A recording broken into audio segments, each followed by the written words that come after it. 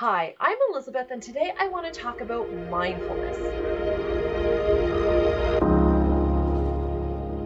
So what is mindfulness and why do I want to talk about it? It's because I talk about it all the time. I tell everyone that I work with about mindfulness. I suggest things to improve mindfulness. I talk about using it as a way to improve your sleep and lower your stress levels. Mindfulness is a pretty ubiquitous term in our world right now. And I'll be honest with you, I am not a scholar of mindfulness. There are a lot of people out there doing really important work when it comes to mindfulness and doing research with it. But I wanted to talk about it from a context of someone who uses it on a daily basis and someone who recommends it on a daily basis. Because I was not someone who was interested in mindfulness at all, probably 6 or 7 years ago. So here's how I got into it, here's how I got hooked, and here's where I recommend it to people that I work with.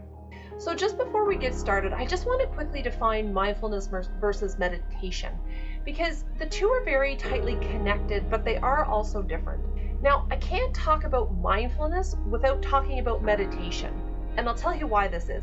When I first heard about mindfulness, this idea that popped into my head was actually that of meditation, and it was this image of, let's say, a Buddhist monk on a mountaintop somewhere at sunrise with dew all around, sitting in the lotus position, meditating.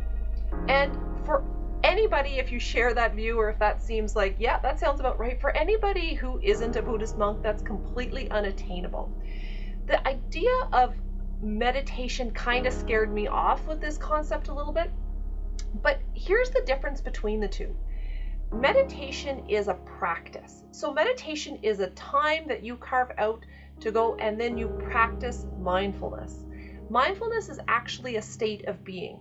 So you do not need to be in lotus position with your brain completely shut off to be considered being mindful. Mindfulness is when you're present in the moment with the experience that you're in.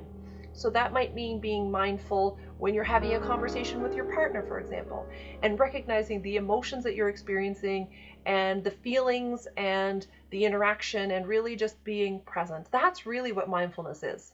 But back to meditation for a minute, because meditation is actually a key, what I'm going to call training session for your brain to help you improve your mindfulness. Now, meditation, you do not need to hike up a mountain every morning with a Buddhist monk to successfully meditate. But I cannot tell you how many people have said to me, Elizabeth, I am so bad at mindfulness, I can't meditate, my brain just won't shut off. I'm here to tell you that the goal of meditation and of course mindfulness is not to shut off your brain. You're human. Your thoughts are not meant to turn off, they're going to happen. The purpose of the practice of being mindful or meditation is to train yourself to observe. It's to train yourself to be present, to just be aware of what's happening, of what you're feeling, but not be judgmental about it. So meditation and mindfulness is very much about being present, being in the moment, and not being judgmental. I did a meditation one day, and I unfortunately don't remember where or with who. It was on an app I was using at the time, so I can't give proper credit to this, unfortunately. But what they describe meditation as is like being at a train station. You're sitting on the platform and your thoughts are like the trains. You literally just watch them go by.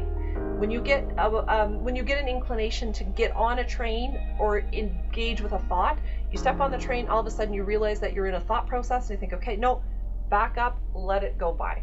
And so it's not about turning your thoughts off. That's impossible. Not one human being can do that. It's about being present, about letting your thoughts kind of run in maybe a different part of your brain or observing them. But it's really about training yourself to get off that train, to not get caught up in our thoughts. Because here's the thing.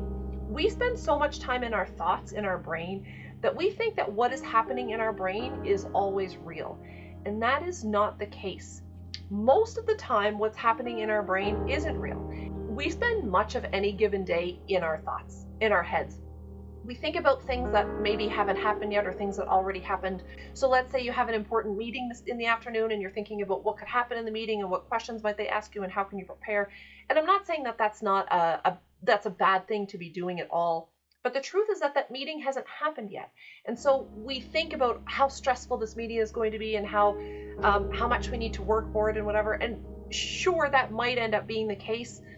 But we spend a lot of time in our thoughts and thinking that that thought is real. But the truth is that meeting hasn't happened yet. You have no idea what that experience is going to be. we're going to spend a lot of time in that state of mind, but training your mind to come back and be in the present is an incredible tool. One of the best tools that you have at your disposal when it comes to meditation and practicing mindfulness is your breathing or your breath. Because when you get all caught up in your thoughts about what might happen later or what could happen or what happened yesterday, what's still happening right now is your breathing. And that's why almost every meditation or mindfulness practice is going to incorporate breath in some way, because it is such a solid anchor for the reality of what is happening in the current moment. So where do you start with meditation? Luckily, there are tons of resources to get you going that you are absolutely going to be able to find something that works for you. First of all, there are a bunch of different apps that you can use that help you with a daily mindfulness or meditation practice. There are lots of, let's say, guided meditations of all sorts of lengths and types and durations on YouTube if you want some free resources. You can just use some simple breathing exercises, and I'm going to show you 3 of my favorites that you can start incorporating at any point. So the first one that I love is called belly breathing. In proper breathing, the goal is to use your diaphragm, which is this muscle underneath your rib cage, to properly inflate your lungs. So what happens when we're breathing properly is we stick our belly out, our diaphragm goes down, it pulls our lungs down with it, and they fill with air. Now, if you're breathing like you normally do, because I'm guilty of this too, if you put your hands on top of your belly so that your middle fingers are just touching, and you breathe like you normally would, what moves?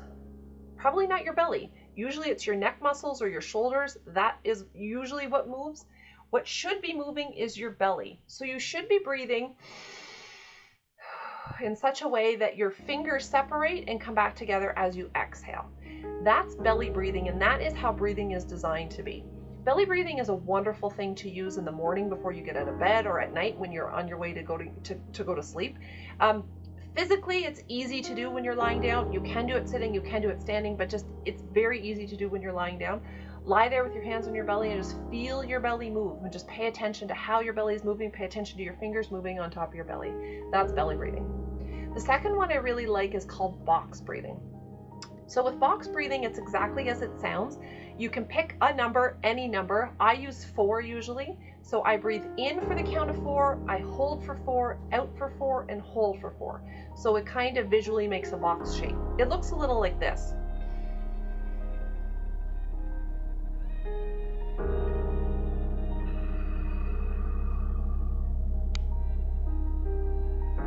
And you can just repeat that over and over and over again.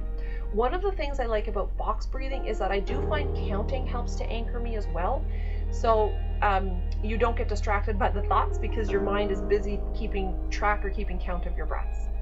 Another incredible breathing exercise is actually called a physiological sigh. This is one that animals use. The purpose of it is really to fill your blood with oxygen, fill your lungs and then your blood with oxygen, and to reduce cortisol.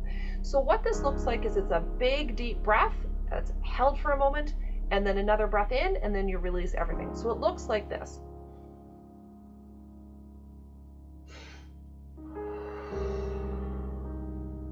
Do a few of those and let me know how you feel.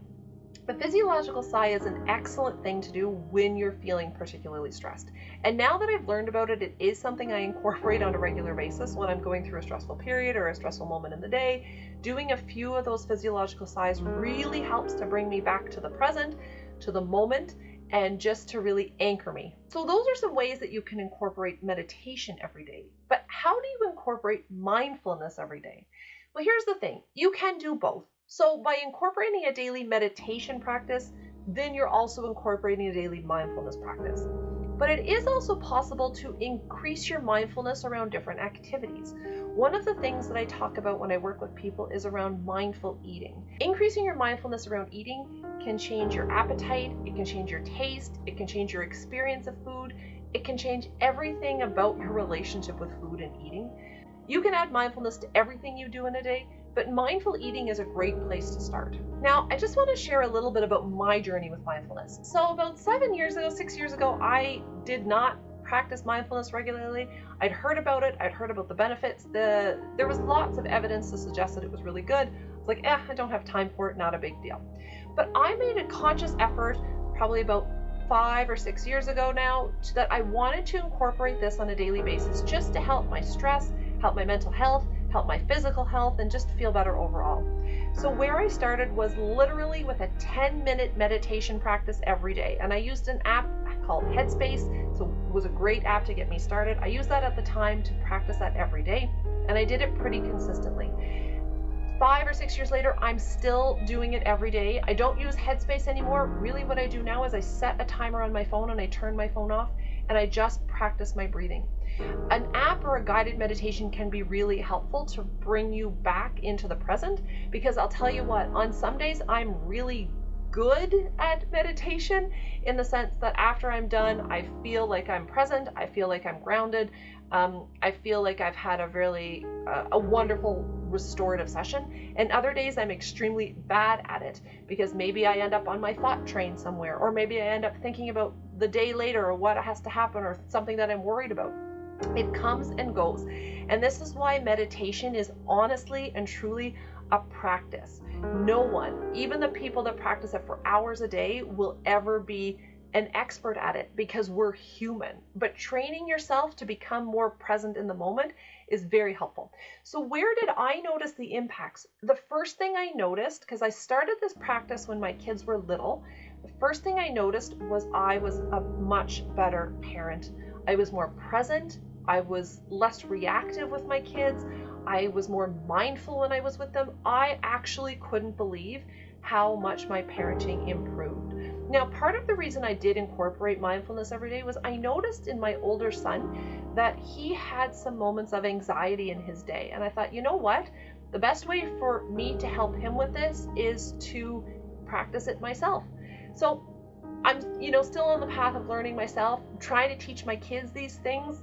Certainly not perfect, but I found my parenting really changed. Something else that I found really changed was my interaction with others, and particularly people I don't know. Now, it's not that I was bad at that before, but I found that I'm much more present in a meeting with someone else or a conversation. I'm not letting my thoughts wander. I try to be more aware and more mindful of what's going on. It's not always perfect. I'm definitely not at 100%, but I have found that it has greatly improved the quality of interaction that I have, especially with people I know and love, but also with people that I don't know. And the third thing that I found that really changed when I started practicing mindfulness every day was actually how I went about my daily life. So just the simple tasks like cooking supper, folding laundry, vacuuming, I became much more mindful. It's not to say that my mind doesn't wander when I vacuum, because it does. But even doing tasks like that are a great exercise to be like, no, bring me back to the moment. What am I doing right now? What am I experiencing? What am I feeling? What am I smelling? What is happening around me right now?